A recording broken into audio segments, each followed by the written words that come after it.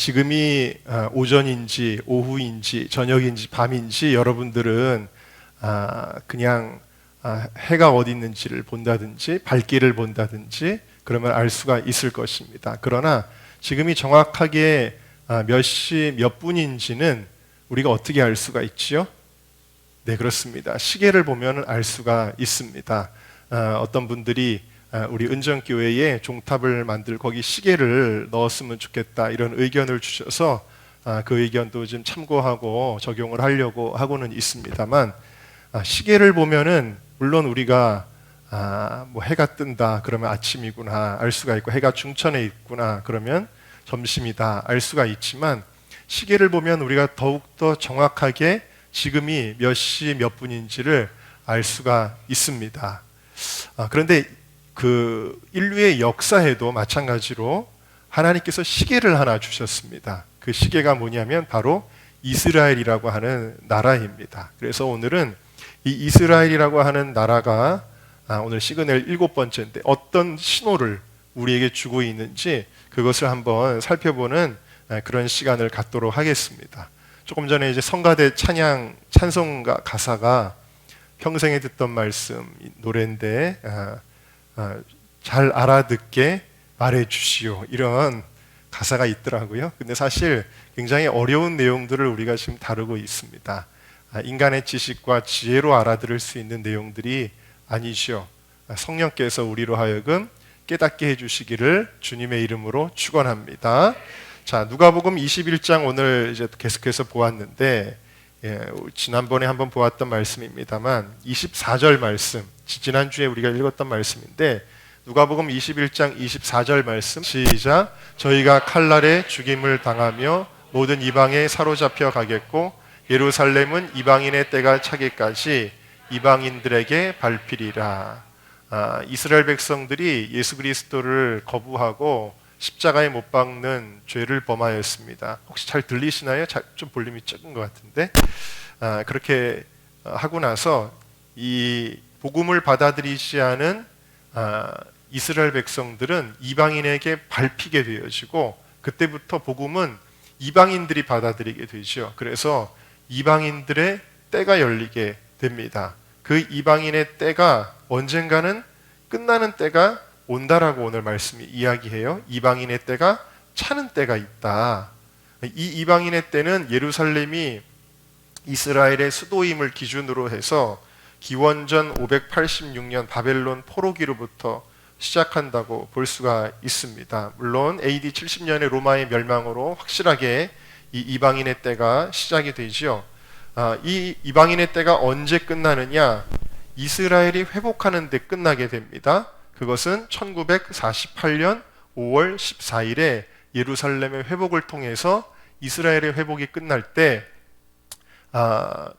그리고 이제 이스라엘이 회복이 되는 것이 전제로 해서 나중에 이스라엘 민족이 복음을 받아들이게 되면 그때는 이제 이방인의 때가 끝나고 예루살렘의 복음이 들어가게 되어지는 것인데, 오늘 우리가 읽었던 말씀에 보면 마가복음 오늘 읽었던 우리 말씀 전에 어떤 사건이 있냐면 마가복음 11장에 소개가 되는데, 예수님이 제자들과 함께 길을 가시다가 배가 고프셨다는 거예요. 그래서 무화과 나무를 가리키면서 저 무화과 나무에서 무화과 나무를 열매를 좀 따가지고 오너라 이렇게 제자들에게 시키셨더니 가보니까 잎사귀 외에는 아무것도 없었습니다. 그 이유는 아직 때가 되지 않았기 때문이에요. 그런데도 불구하고 예수님께서 그 나무를 저주하셨어요. 그리고 나서 다음날 아침에 가보니까 정말 예수님께서 저주하신 그 나무가 열매 맺지 못했다는 이유로 말라 죽어 있었습니다. 예수님이 괜히 심심하셔서 이 일을 행하신 것이 아니죠.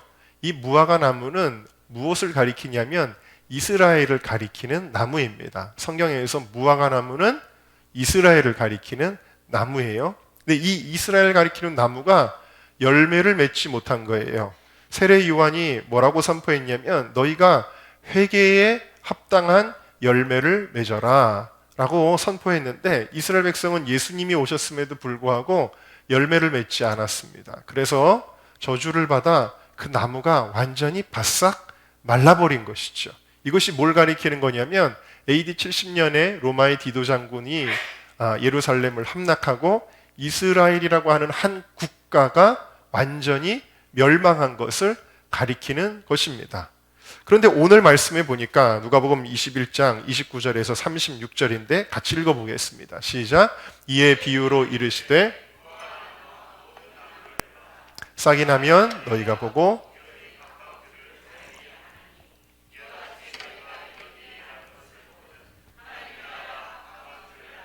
아멘. 그러니까 누가복음 21장은 계속해서 말세의 여러 가지 징조들에 대해 이야기했죠. 예를 들면 전쟁과 기근과 전염병과 핍박과 많은 것들을 거짓 선지자들과 이런 것들에 대해 적그리스도의 출현과 이런 것들에 대해 예언했는데 이 모든 일들이 일어나는 마지막 하나님의 나라가 임박하기 직전에 이 모든 일들이 언제 일어나게 되어지느냐? 시계를 보면 된다. 이스라엘이라고 하는 시계를 보면 된다. 무화과 나무가 싹이 나면 여름이 가까운 것처럼 이 싹이 난다라는 것은 겨울에는 나무가 죽어 있는 것 같이 보이잖아요. 잎이 다 떨어지고 가지만 남아 있습니다. 죽은 것 같이 보여져요. 그런데 때가 되면 그 나무가 싹을 낸다. 다시 살아난다라는 것이죠. 그러니까 이 죽은 것 같은 무화과 나무가 다시 살아날 것이다. 라는 거예요. 분명히 이 이스라엘이라고 하는 국가는 AD 70년에 완전히 망해버렸는데 예수님은 이 나무가 다시 살아날 것이고 그때부터 종말과 관련된 모든 일들이 시작되게 된다라고 말씀을 하셨어요. 그러나 세계의 역사학자들은 이 성서의 예언을 믿지 않았습니다. 이것은 불가능한 일이었습니다. 왜냐하면 미국에 가면은 2세나 3세는 한국 사람 같지 않죠. 한국말도 잘 못하지 않습니까? 그리고 너는 어느 나라 사람이냐? 그러면 저는 아메리칸입니다. 라고 그렇게 대답을 합니다. 그런데 1878년 동안이나 나라를 잃어버렸던 이 이스라엘 백성이 다시 나라를 세우고 건국한다는 것은 도저히 불가능한 일이었지요. 그리고 실제로 1878년간 그런 일은 일어나지 않았습니다. 그런데 1948년 5월 14일에 이스라엘이라고 하는 나라가 돌연 그 모습을 드러내게 되었습니다. 5대 이상 단일 민족으로서 순수성과 아이덴티티를 보존한 민족은 유대인밖에는 없습니다. 그래서 역사학자였던 아놀드 토인비는 유대인이 존재하는 것 자체가 기적이다. 그렇게 이야기를 하고 있습니다. 그러나 이것은 기적이라기보다는 성경의 예언대로 성취된 것인 줄로 믿습니다. 성경을 아는 사람들에게는 그다지 놀라운 일이 아니다. 우리 함께 따라할까요? 성경대로 됩니다.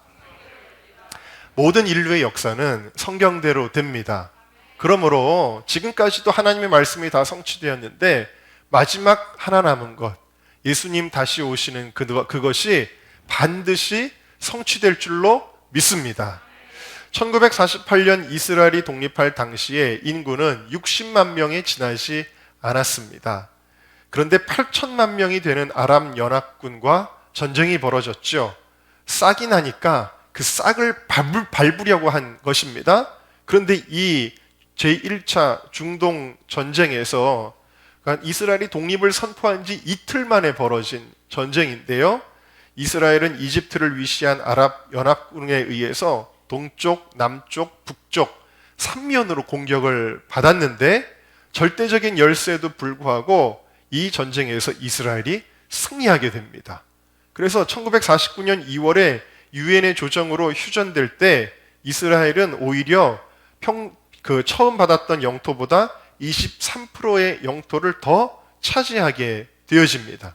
1956년 7월에 2차 중동전쟁이 일어났는데 이때도 이스라엘이 승리하게 되어지고 1967년 4월에 더 큰 규모의 아랍 연합군이 이스라엘을 공격한 중동 제3차 전쟁이 일어나게 되었는데 이때 오히려 이스라엘은 시리아로 진격해 들어가서 원래 이스라엘 땅이었던, 그러니까 여러분들이 아셔야 될 게 뭐냐면 지금 팔레스타인에 거주하는 사람들이 그 땅에 오래 살았던 것이 아닙니다. 원래 그 1800년대 후반에 영국의 발포 선언이 구역 정해줬던 구역들은 지금의 이스라엘 땅보다도 훨씬 더 넓습니다. 원래 이스라엘 땅이 훨씬 더 큰 땅이었습니다. 그런데 이 시리아나 이런 나라들에서 일부러 거기다가 이주를 시킨 것이죠. 아무튼 그건 오늘 말씀이 아니지만 어쨌든 그 잃어버렸던 요르단의 골란 공원까지, 그러니까 그 요단의 서안 지역까지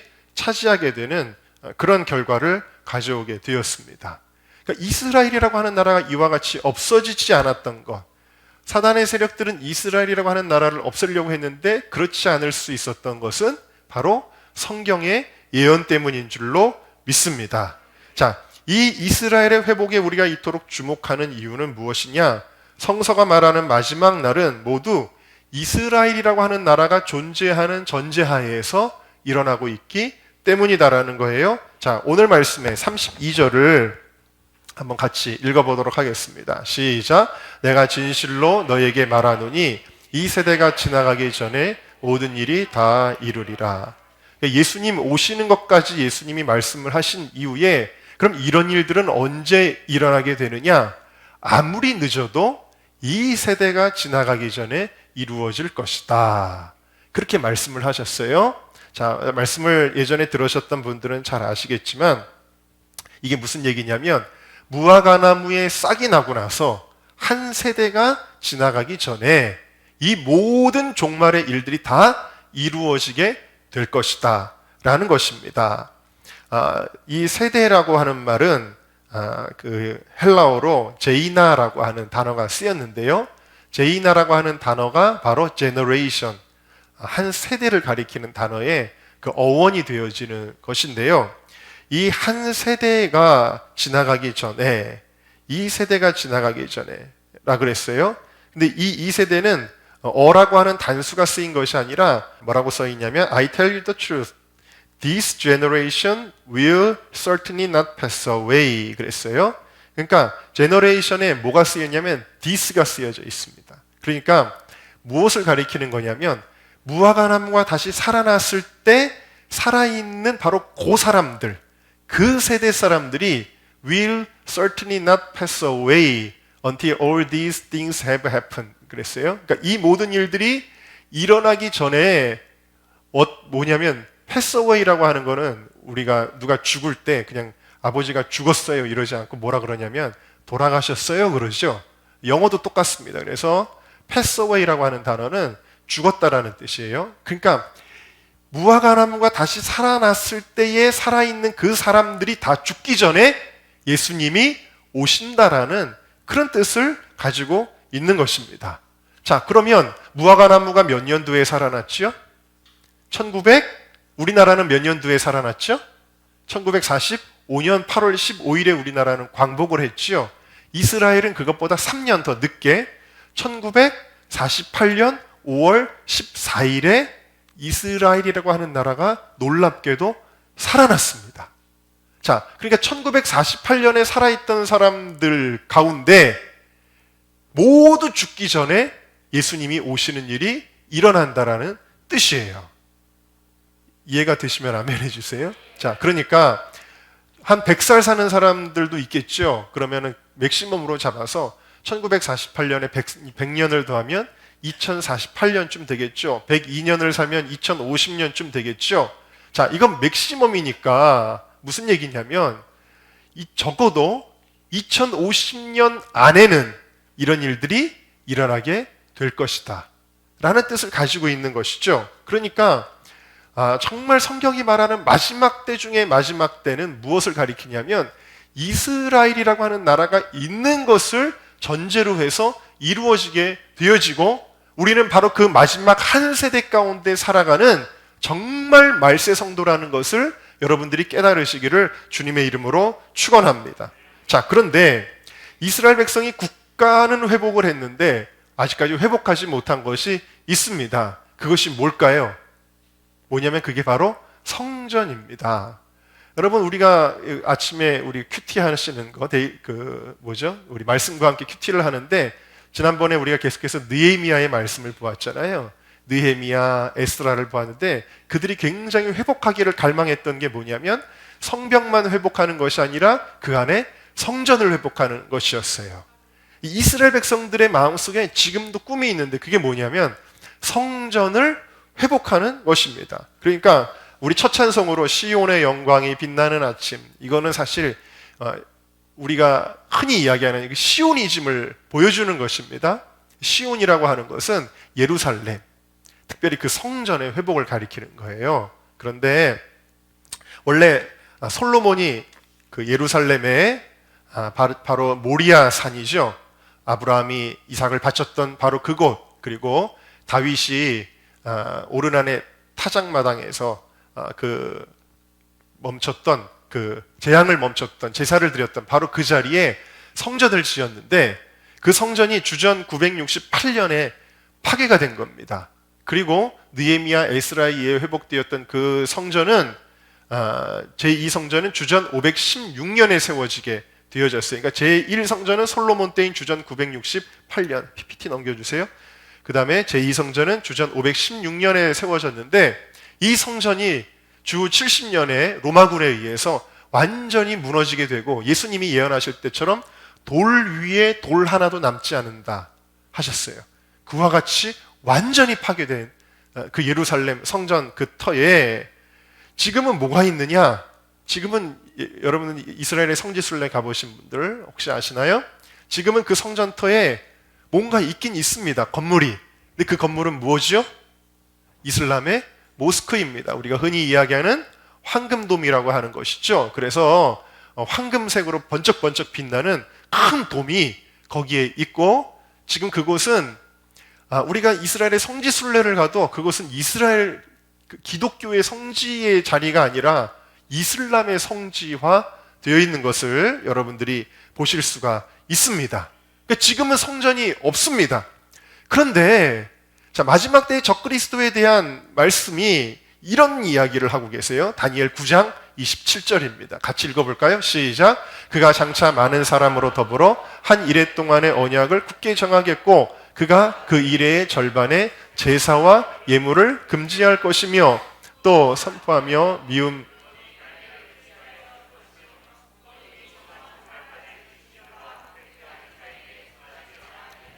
자, 여러분 놀라운 것은 이제 마지막 7년 대환란 때의 일인데 후 3년 반에 이제 일어나는 일들까지 포함해서 적그리스도가 뭘 하냐 그러면 성전에서의 제사를 금지한다라는 거예요. 자, 그러면 여러분 성전이 있다는 거예요? 없다는 거예요? 예? 성전이 없는데 제사를 드리나요? 성전이 있다는 거예요? 없다는 거예요? 성전이 있다는 것입니다.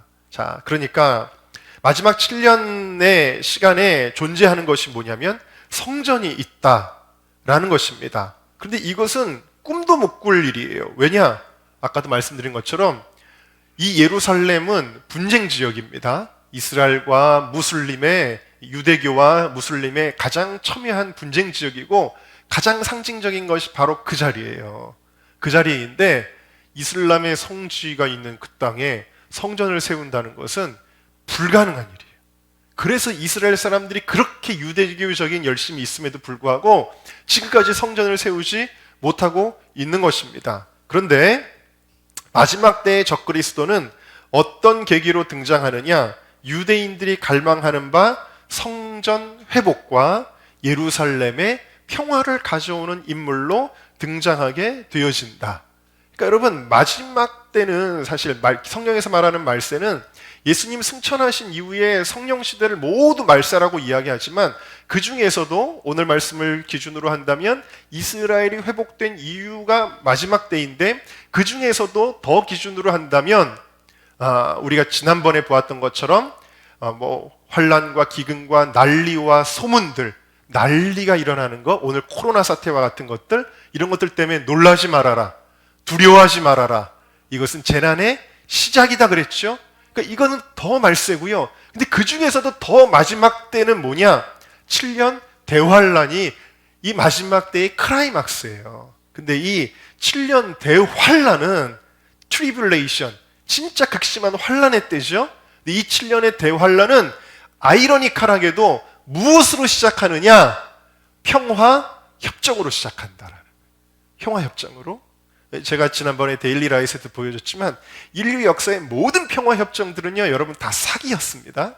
대부분이 다 사기였는데 정말 마지막에 사기극이 하나 일어납니다. 그게 적그리스도가 맺는 평화 협정, 중동 평화 협정이라는 것입니다. 그래서 다니엘 9장의 25절부터 방금 읽었던 27절까지의 내용을 간단하게 정리를 한다면, 이 적그리스도는 유대인들의 갈망이었던 제3성전의 재건을 돕고 평화의 사자로 행세하다가 3년 반이 지나고 나면, 그러면 그때 본색을 드러내고 성전에서 하나님을 향하여 드리는 제사와 예물을 금지하고 자기가 하나님의 위에 올라서 후 3년 반의 막을 열게 되어집니다. 그리고 성경의 여러 가지 정황들을 볼 때 이 사람은 유럽을 기반으로 해서 강력한 리더십을 가진 사람으로 등장하게 될 걸로 보여집니다. 데살로니가 후서 2장 4절을 말씀을 읽어보겠습니다. 시작. 저는 대적하는 자라 범사에 일컫는 하나님이나 숭배를 받는 자 위에 뛰어나 지존하여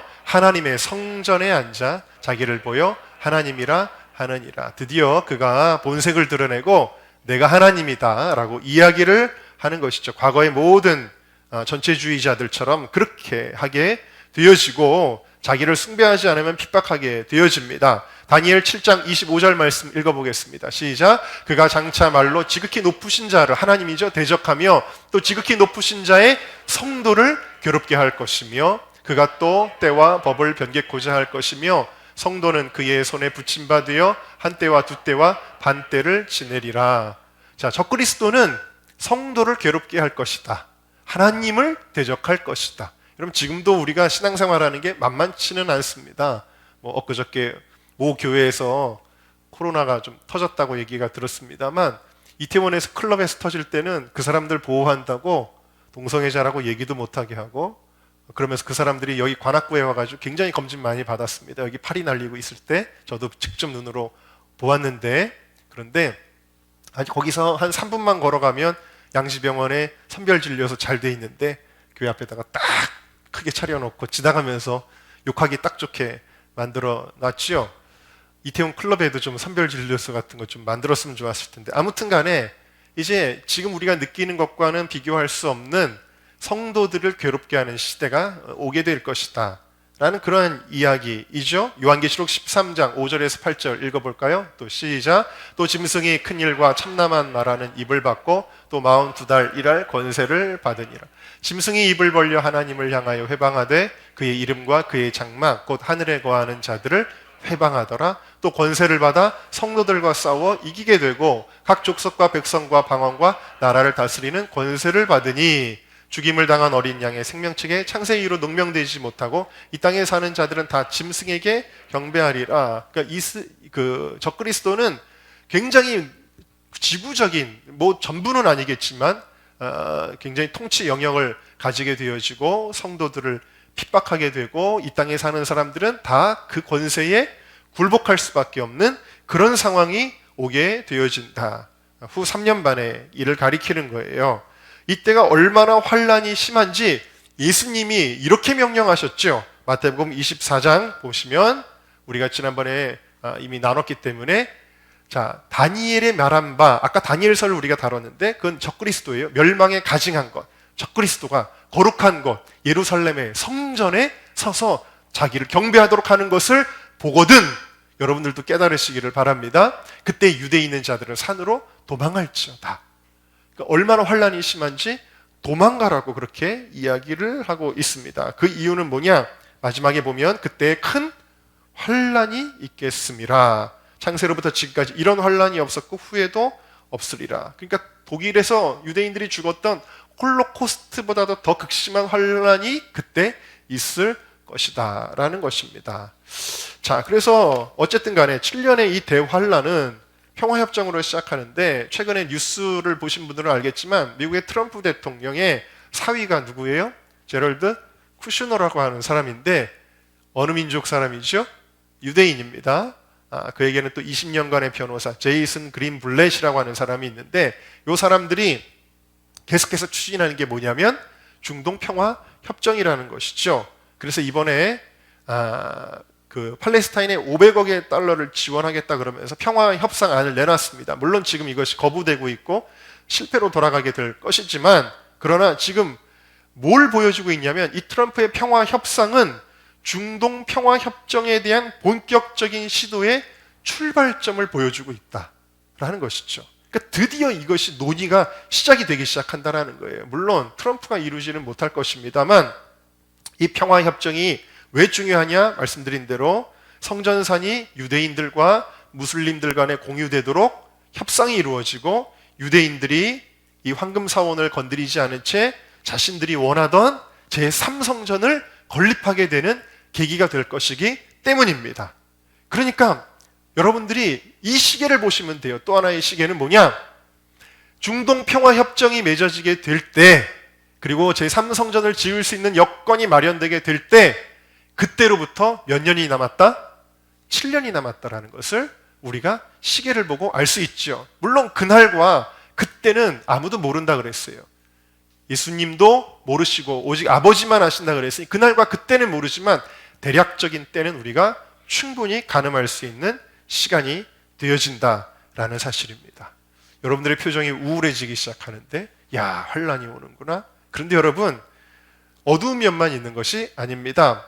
이 마지막 때의 가장 극적인 사건은 그런 점이 아니라, 이 마지막 때의 가장 극적인 사건은 여러분, 농부가 처음에 봄에 씨를 뿌리고 이제 모내기를 하죠. 또 모내기를 하고, 그리고 또 비료를 주고 해충을 잡아주고 그러면서 자랍니다. 그리고 이 농사는 반드시 끝나는 때가 오는 것이죠. 인류의 역사가 끝난다는 것은 그때가 뭘 의미하는 거냐? 추수의 때를 가리키는 것입니다. 그러니까 마지막 때에 마지막 부흥이 오게 되어진다라는 사실이에요. 인류의 역사의 마지막은 환란과 혼란한 일들과 어지러운 일들이 가득하지만, 그와 동시에 어떤 일이 일어나냐면 마지막 때에 부흥이 일어나는 줄로 믿습니다. 자, 이것이 무엇이냐? 바로 이스라엘이, 마지막 때 가장 극적인 사건은 지금까지 예수님을 그냥 어떤 선지자, 랍비의 개념으로만 생각했던 이 유대인들이 아직까지도 메시아를 기다리고 있는데, 예수님, 메시아 그리스도 언제 오십니까? 이러고 있는데, 그들이 십자가에 못 박았던 그 예수 그리스도가 진짜 메시아임을 깨닫고 이스라엘 백성이 돌아오는 사건이 마지막 때 가장 극적인 사건이고, 그때 예수님이 오신다라는 거예요. 마지막 예수님이 오시기 전에 시그널은 바로 유대인들의 부흥이라는 것을 여러분들이 명심하시기 바랍니다. 자, 로마서 11장으로 가보시면, 저희가 넘어지기까지 실족하였느냐, 유대인들에 대한 말씀인데, 하나님이 유대인들을 버린 것이 아니라는 거예요. 요즘에 대체신학이라고 하는 것은 이스라엘은 끝났고 이제 우리가 영적 이스라엘이야, 이렇게 말하는 게 대체신학이에요. 여러분, 문자를 싫어하는 사람들이 있죠. 대부분 그런 사람들은 인본주의자들입니다. 성경을 너무 문자로만 보지 마. 근데 여러분, 일단 문자로 보고 그 다음에 의미를 보는 거예요. 두 가지가 다 중요한 것입니다. 근데 문자로 보지 않는 사람들은 이스라엘은 끝났다고 얘기하지만, 성경은 분명히 이스라엘 내가 버린 거 아니야 라는 것입니다. 저희의 넘어짐으로 구원이 이방인에게 이르러, 이거 뭐예요? 이스라엘이 예수님을 받아들이지 않아서 오히려 그 복음이 이방인들에게로 갔죠. 핍박당한 유대인들이 막 흩어져가지고, 이방인들이 예수를 믿어서 지금 뭐 전 유럽을 지나 아메리카 대륙을 지나 아시아를 지나 또 중앙아시아로 복음이 막 이렇게 가고 있잖아요. 근데 이것이 이스라엘로 식인하게 할 것이다. 그러니까 이스라엘도 결국 복음을 받아들이게 될 것에 대한 암시이죠. 그 다음에 25, 26, 27절을 보면, 너희가 지혜 있다 함을 면키 위하여 이 비밀을 너희가 모르기를 원치 아니하노니, 이 비밀이 뭐냐? 이 비밀은 이방인의 충만한 수가 들어오기까지 이스라엘의 덜어는 완악하게 되었다. 그러니까 이방인들이 구원받을 자가 다 구원받을 때까지는 유대인들이 아직 회개하지 않는다는 거예요. 그런데 그 다음에 26절에 그리하여 온 이스라엘이 뭘 얻는다고요? 구원을 얻으리라. 그러니까 복음이 이스라엘 백성에게도 받아들여진다는 얘기예요? 받아들여지지 않을 거라는 거예요? 받아들여진다라는 것입니다. 이것이 마지막 때의 정말 중요한 시그널이라는 거예요.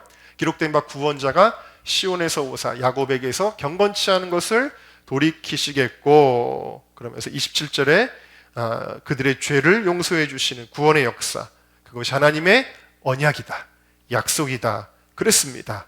계시록 7장을 보면 그 다음에 여러 가지 천사들이 일곱 대접인 여러 가지 이제 그런 재앙들을 내리는데, 여기 보면 우리 하나님의 종들의 이마에 인치기까지 땅이나 바다나 나무나 해하지 말라. 그러면 내가 입 맞은 자의 수를 들으니 이스라엘 자손의 각 지파 중에서, 그러니까 마지막 때에 이 인 맞는 성령의 인이죠. 이 성령의 인을 받는 사람들이 누구라고 나오냐면 이스라엘이다. 유대인들 가운데 입 맞는 자들이 14만 4천이니, 이 숫자가 뭘 의미하는지는 모르겠습니다만 저도 어쨌든 계속 뒤에 보시면 이게 이스라엘 지파예요. 각 유다 지파 중에, 아셀 지파 중에, 시므온 지파 중에, 스불론 지파 중에 이런 지파들 가운데 예수 믿는 사람들이 나온다라는 거예요. 정말 이게 문자적으로 14만 4천인지 아니면 어떤 것을 상징하는 숫자로서 이스라엘 가운데 일어날 부흥인지는 모르겠지만, 이 사람들은 7년 대환란 동안에 또 복음을 증거하는 역할을 감당하게 돼요. 유대인들이. 그러니까 지금은 우리가 복음의 마지막 주자입니다 그러면서 예루살렘까지 복음을 증거해야 됩니다 그러면서 정말 전 세계에서 한국 사람들이 복음의 사역에 중추적인 역할을 감당하고 있지요. 근데 마지막 때는 이 역할을 누가 감당하느냐? 마지막에는 처음 복음을 받아들이지 않았던 유대인들이 이 역할을 감당하게 되는 것이죠. 자, 그리고 나서 여기 보면 이 14만 4천 뿐만 아니라 각 나라와 족속과 백성과 방언에서, 우리가 비전이라고 하는 찬양에서 고백하는 그 가사입니다. 이건 뭐냐면 모든 민족들 가운데 예수 믿는 사람들이 주님을 찬양하는 모습이에요. 그러니까 여러분, 이 마지막 때의 부흥이라고 하는 건 뭐냐면 유대인의 부흥과 이방인의 부흥이 동시에 일어나는, 원래 초대교회는 어떤 교회였어요? 유대인과 이방인이 함께 예배하는 부흥이었거든요. 그 역사가 다시 일어나게 되어질 줄로 믿습니다. 그러니까 심지어 아랍에도 부흥이 일어난다라는 거예요. 이사야 19장에 보면 아수르, 이스라엘, 애굽이 함께 예배하는 장면이 나오고, 이사야 60장을 보면 이스라엘이 회복될 때 아랍에도 부흥이 일어날 것이다. 물론 무슬림 국가들이 변한다는 얘기는 아니지만 지금과는 비교할 수 없이 수많은 사람들이 예수를 믿는 역사들이 일어나게 되어진다라는 것입니다.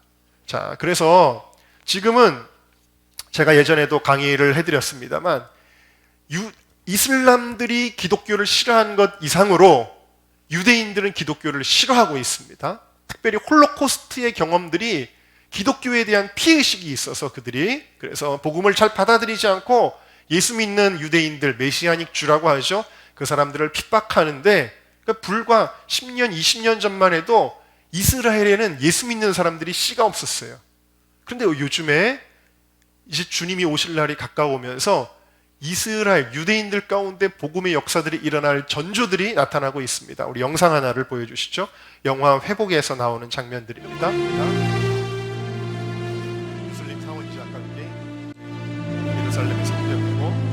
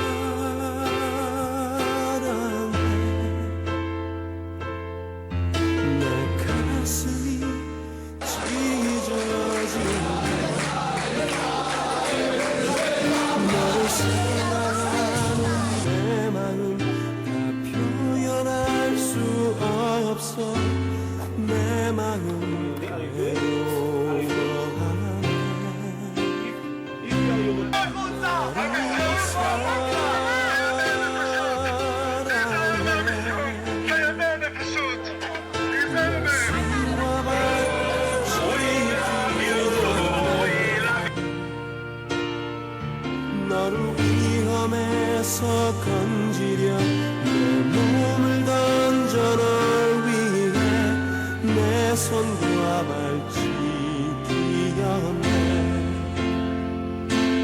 너를 사랑해.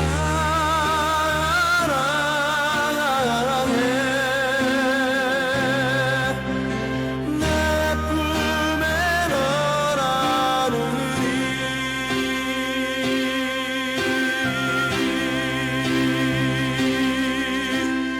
바다 끝이라도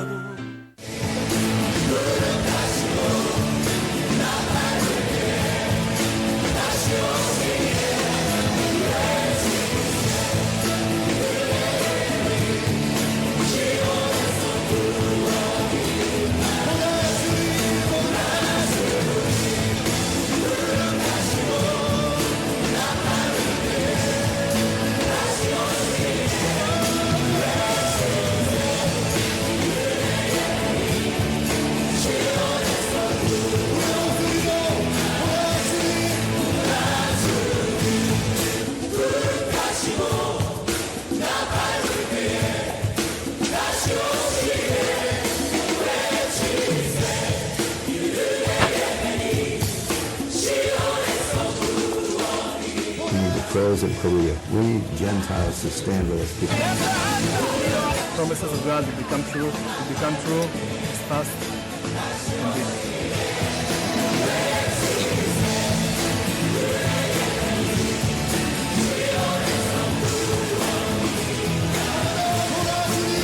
이거는 한 5년 전쯤의 영상인데 최근의 영상 제가 하나를 보여드리도록 하겠습니다. 이스라엘에서 미디어를 통해서 복음을 증거하는 청년들의 이야기인데 제가 좀 보여드리도록 하겠습니다.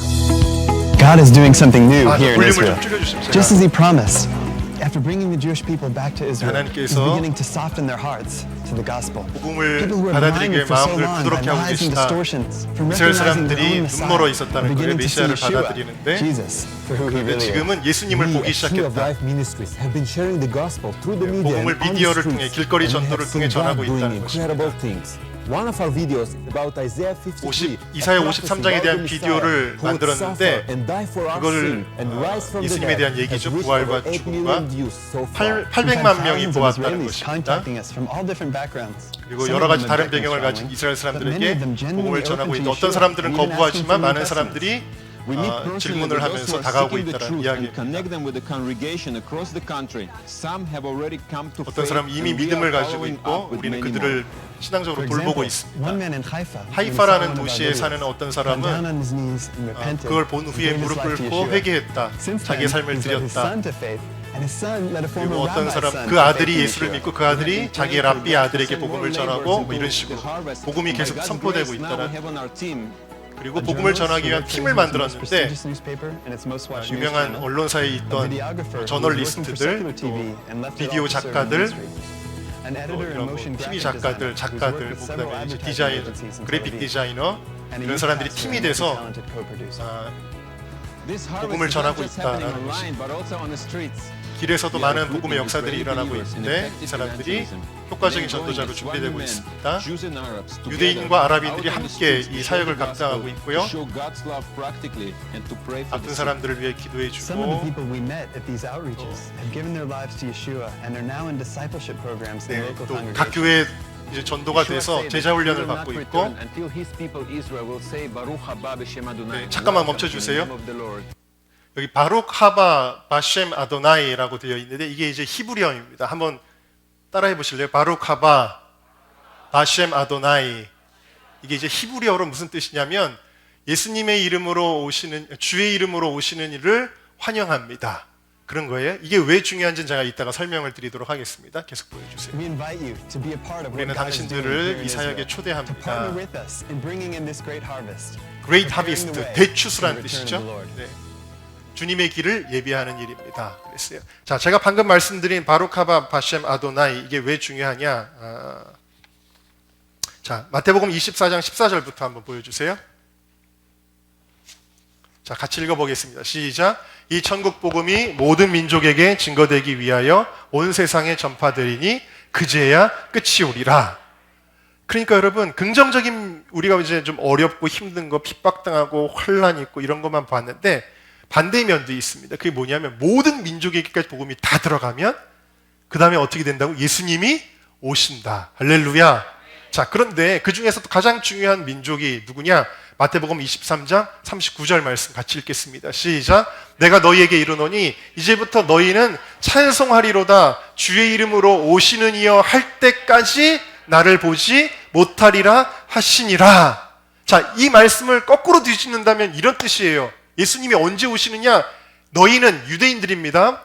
유대인들이 찬송하리로다 주의 이름으로 오시는 이여 할 때 예수님이 오신다라는 뜻이에요. 할렐루야. 이 유대인들도 예수님을 믿을 것을 우리에게 말씀하고 있는 거죠. 바로 가바 바셈 아도나이, 찬송하리로다 주의 이름으로 오시는 이여 하면서 주님을 환영합니다. 찬송하고 경배하고 기도할 때 그때 예수님이 오시게 될 것이다. 그 2000년 동안이나 예수님 믿는 사람들을 향해 이를 갈았던 이 유대인들이 지금 복음을 받아들이고 부흥의 역사들이 점점 일어나고 있는 것은 예수님 오실 날이 정말 가까웠구나라는 것을 우리에게 보여주는 것이고, 우리는 이들이 복음을 받아들이기 위해서 이렇게 해야 되는 거예요. 사도행전 1장 8절 말씀 읽겠습니다. 시작. 오직 성령이 너희에게 임하시면 너희가 권능을 받고 예루살렘과 온 유대와 사마리아와 땅끝까지 이르러 내 증인이 되리라 하시니라. 복음이 예루살렘에서 시작했는데 계속 퍼져나가죠. 유다와 사마리아와 그리고 계속 퍼져나가서 복음이 서쪽으로 한 바퀴를 돌았습니다. 그런데 땅끝이 어디냐면 바로 복음의 출발지였던 예루살렘이에요. 예루살렘까지 복음이 증거되도록 우리가 복음의 증인이 되어야 될 줄로 믿습니다. 유대인들이 복음을 받아들이도록 우리가 기도하고 그들을 축복하고 그들이 마음을 열고 바로 가바 바셈 아도나이라고 고백할 수 있도록 그들을 위해 중보하는 우리 모두가 될 수 있기를 주님의 이름으로 축원합니다. 우리 함께 통성으로 기도하겠습니다. 여러분, 마지막 시그널은 이스라엘입니다. 이스라엘은 우리에게 정말 시계와 같이 좀 더 정확한 시간을 알려주는 타임테이블이죠. 여러분, 코로나는 시작입니다. 이 세상은 정말 혼란할 것입니다. 그런데 오늘 말씀은 뭘 가르쳐줘요? 대환란의 때에도 부흥이 일어나는 것입니다. 뭘 가르치는 거예요? 아이고, 코로나가 끝날 때까지 우리 숨어 있읍시다. 좀 신앙생활을 좀 쉽시다가 아니라는 거죠. 앞으로 있을 어떤 환란도 마찬가지라는 거예요. 우리가 위축되고 숨어들고 야, 예수 믿는 사람을 미워하네, 핍박한다고 물러나는 것이 아니라 마지막 때는 대추수의 때라는 것을 우리가 기억하고, 여러분, 우리가 더욱더 부흥을 갈망하며 기도하고 복음을 증거해야 될 줄로 믿습니다. 특별히 마지막 때에 복음의 소외 사각지대에 있었던 무슬림들, 그리고 심지어 저 이스라엘 땅에 있는 유대인들도 복음을 받아들이도록 그 땅에 하나님이 작정하신 자들이 예수를 믿도록 우리가 중보하는 역할을 감당해야 될 줄로 믿습니다. 우리도 함께 고백할 것입니다. 바로 하바 바셈 아도나이, 주의 이름으로 오시는 이여 주님을 우리가 고대합니다. 갈망합니다. 주여 오서 오시옵소서.